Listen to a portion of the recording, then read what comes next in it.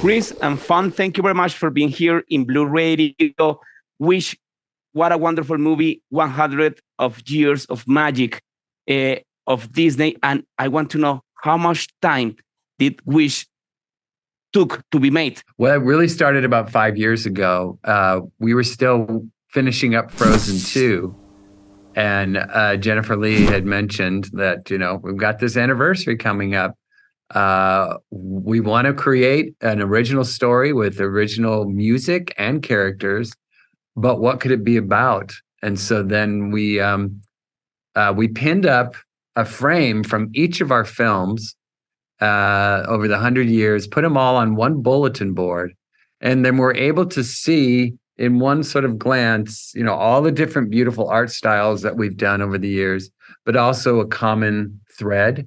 And that was that there were a lot of characters wishing on stars. And so we just realized that, with the board and sort of the guidance from Walt sort of telling us it should be about wishing, and that's what we did. And we're very happy we did. ¿Y si te dijera que ese lugar está a tu alcance? Okay, in this movie, we see again a great villain. Chris Pine rocks as Magnifico. I love that character. And I want that as a quote Yes. on all the posters. Es entregarme tu deseo. Chris Pine Chris Pine rocks. rock. And why we have again a great villain? We didn't have a villain in the Disney movies recently. Why do we have a great villain in this one, in Wish? We wanted to bring the classic Disney villain back ourselves. We've been wanting to see a character like this. We know we want to create a scary, larger-than-life character, but with intriguing backstory to be on theme with the film. And instead of bringing someone on screen that's already evil, we were interested in seeing the evolution, almost like an origin story of this villain. To see his descent into a different state of being was very exciting to us. And that was leading to the choice of casting Chris Pine in this role, because Chris is so charming, he's so funny, but he can also go there and go really deep into the scary villain self. Yeah. He rocks. And this movie, Wish, is a dream come true for the fans who love to chase references and Easter eggs. I was like, oh my God, I got from the Snow White, I got from Pocahontas, maybe The Lion King.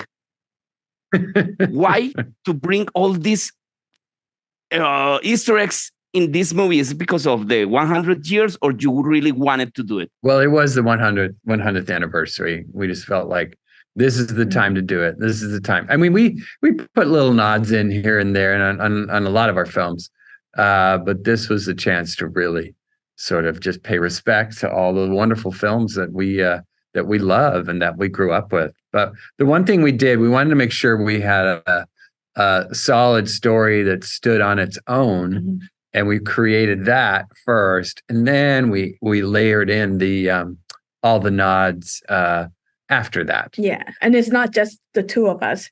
Once the movie goes into production, many others we found, it makes sense that people who worked here, they are Disney fans themselves. So they couldn't help themselves. They will come up to us and be like, I have this idea. I want to put this in. Would that be okay? And we're like, yes, of course.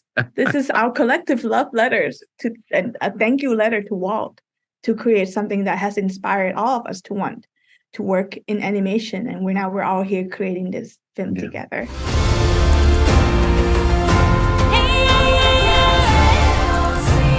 I love that thank you letter to Mr. Walt Disney for all these 100 years of magic. And talking about those 100 years, you just make Wish, but I know, or I can bet that each one of you have a favorite movie of all these 100 years.